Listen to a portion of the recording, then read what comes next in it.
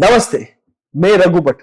इस कार्यक्रम में सबको आत्मीय स्वागत। किसान भारत नहीं पूरा प्रपंच का बैकबोन बोलते हैं, उनका बारे में और कर्नाटक में और कृषि किसानों के बारे में क्या संदेश देना चाहते हैं आप? देखिए, मैं तो हमारी योग कक्षाओं में बोलता हूं कि सुबह उठ करके आज भी सुबह बेंगलोर में मेरा शिविर था विभूतिपुर मठ में। तो वहां मैंने बोला था कि भाई हर एक आदमी दो बातें जीवन में याद रखें। एक तो मुस्कुराना, हर समय मुस्कुराओ, और शुक्राना मतलब धन्यवाद, थैंक्स उस परमात्मा का जिन्होंने हमें मनुष्य का जीवन दिया, उस किसान का जिसने अन्न पैदा किया और जिसे हमारा पेट भर रहे हैं और पूरी दुनिया का पेट भर रहे हैं। तो वो अन्नदाता किसान, उसका भी शुक्रिया, उसका भी धन्यवाद करो। इस प्रकृति का धन्यवाद करो, सूर्य चंद्र से लेके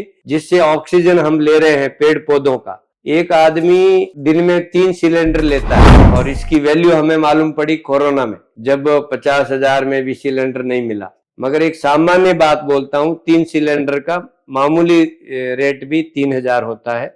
तो हम अगर 70-80 ईयर 70-80 वर्ष हम जिंदा रहते हैं तो 10 करोड़ का ऑक्सीजन, 10 करोड़ वैल्यू का ऑक्सीजन हम इस प्रकृति से, इस पेड़ पौधों से हम लेते हैं, मगर देते कुछ नहीं। वो तो देखो हमें ऑक्सीजन देते हैं और कार्बन डाइऑक्साइड जो हमारा वेस्ट है, जो खराब है, वो ग्रहण करते हैं। तो इसलिए किसानों को जो सम्मान मिलना चाहिए, अभी तक आजादी के आज अमृत महोत्सव हमारा देश मना रहा है, मगर मेरा ऐसा मानना है और हमारे गुरुजी का भी मानना है कि किसानों को वो सम्मान नहीं मिला जिसके वो हकदार है। और सबसे मुझे लगता है वो इजराइल और अन्य में देशों की बात सुनता हूं तो वहां किसानों को सबसे बड़ा सम्मान है और किसान सबसे ज्यादा समृद्ध है। किसानों के पास महंगी महंगी कार है, लग्जरियस जो भी होता है जीवन में आजकल, वो सब कुछ किसानों के पास है। मगर हमारा किसान तो अभी भी एक तरह से दरिद्र बनता जा रहा है। उसको इस लोन के चक्रव्यूह में ऐसा फंसा दिया गया है कि लोन के ऊपर लोन, लोन के ऊपर लोन, और उसका किसी भी हालत में वो ऊपर नहीं उठ पा रहा है। मेरा एक सर्वे है, मैं राजस्थान के एक विलेज में मैंने ऐसे ही सर्वे किया। 110 ट्रैक्टर उस विलेज में थे, मगर एक भी ट्रैक्टर बैंक लोन नहीं। और कर्नाटक में मैंने 100-200 विलेज में सर्वे किया, बिना लोन का ट्रैक्टर मुझे एक भी मिला नहीं। मतलब ये तुलनात्मक अगर सर्वे की बात करें तो यहाँ लोन कल्चर जो है बहुत ज्यादा है लोगों में। कहीं कहीं तो घर में मिक्सर ग्राइंडर भी लोन से ले लेते हैं। मतलब ये प्रवृत्ति जो यहाँ पर जो शुरू हुई है, ये बहुत अपायकारी है। किसान इससे बहुत ज्यादा पिछड़ते जा रहे हैं। सरकार भी देखिए, ऐसा हमारे टाइम में मैंने बचपन में सुना था कि 1 किलो घी अगर शहर में लेके जाएं तो उससे पूरे घर के लिए जितना सामान जरूरत होता था वो सब आ जाता था, मगर आज वो नहीं आ रहा है। वेरिएशन बहुत ज्यादा हो गया। सोना और दूसरे जो भी घरेलू उपयोग की जो वस्तुएं हैं वो इतनी ज्यादा महंगी हो गई, मगर किसान जो अन्न पैदा करता है उसकी वैल्यू जो है उस अनुपात में नहीं बढ़ी। इसलिए मुझे लगता है कि अभी सरकार कहती है कि एमएसपी देंगे, मगर 90%, जो मेरा अनुभव है, 90% किसान को एमएसपी मिलता नहीं। वो गांव में ही किसी छोटे मोटे व्यापारी को बेच देता है और उसको बहुत कम, एमएसपी 3,000 है तो उसको 2,000 ही मिलता है। तो सरकार को ऐसा सिस्टम बनाना पड़ेगा कि हर एक किसान को उसके उत्पाद का पूर्ण मूल्य मिले। किसान को हम बहुत गौरव दें, किसान को हम बहुत सम्मान दें। अभी स्कूल में जाता हूँ, बच्चों को पूछता हूँ बेटा क्या बनोगे, तो बोलता है मैं डॉक्टर बनूंगा, इंजीनियर बनूंगा, मैं साइंटिस्ट बनूंगा।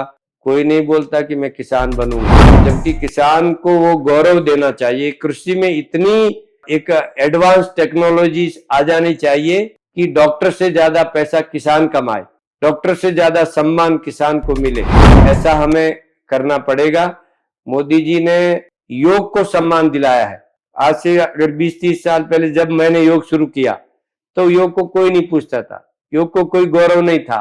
आज गौरव है, क्योंकि मोदी जी ने योगा डे डिक्लेयर कर दिया। संयुक्त राष्ट्र महासभा में एक प्रस्ताव रखा और पूरे विश्व ने इसको स्वीकार किया। जून 21 पूरी दुनिया में आज मनाया जाता है। ये बड़ी गौरव की बात है कि हमारी संस्कृति, भारत को कोई सांप नेवले का खेल करने वाले भारत के लोगों को ऐसे बहुत छोटी नजर से देखा जाता था। हमको बहुत अज्ञानी, अनाड़ी ऐसा समझा जाता था। उसी भारत की इस योग परंपरा को आज विश्व पटल पर स्वीकार किया है। हमारी संस्कृति को उन्होंने स्वीकार किया। ये हम भारतीयों के लिए बहुत गौरव और बहुत प्राउड की बात है।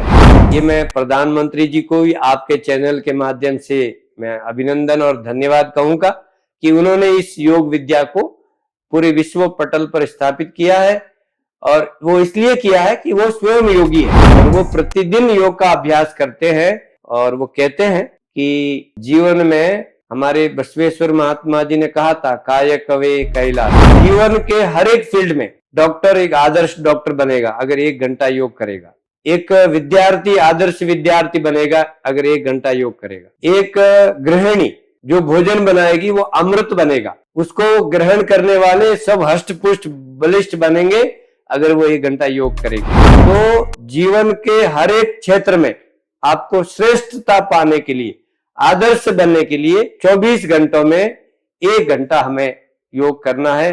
तो वापस बात किसान पर आ रही है कि किसान जो है, कन्नड़ में नेगिल योगी जिसको कहा जाता है, हाँ, तो वो अगर हल चलाने वाला किसान, अगर अन्नदाता सुखी भवा ऐसे सिर्फ मंत्र बोलते हैं, मगर वो सुखी तो तब होगा जब उसको सही दाम मिलेगा, सही गौरव मिलेगा, तब किसान सुखी होगा।